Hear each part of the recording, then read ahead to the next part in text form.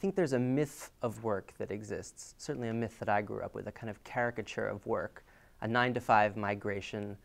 to office parks, to office towers, to factories, an idea of work where you're working for a single employer, just a handful of employers in a single industry over an entire career.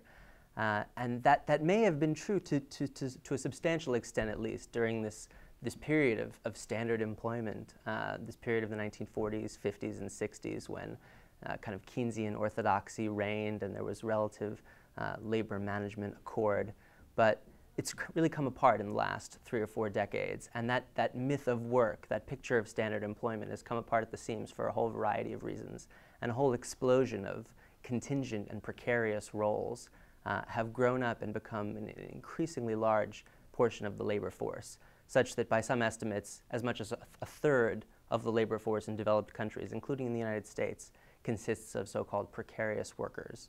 Now, who are precarious workers? What does that actually mean? We're talking about a whole range of roles, and the names often don't provide very clear descriptions. They might confuse as much as they explain. Freelancers, independent contractors, the self-employed,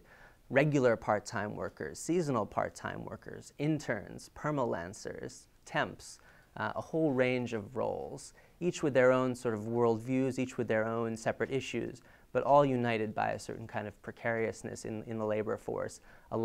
relative lack of security, certainly compared to classic standard employment.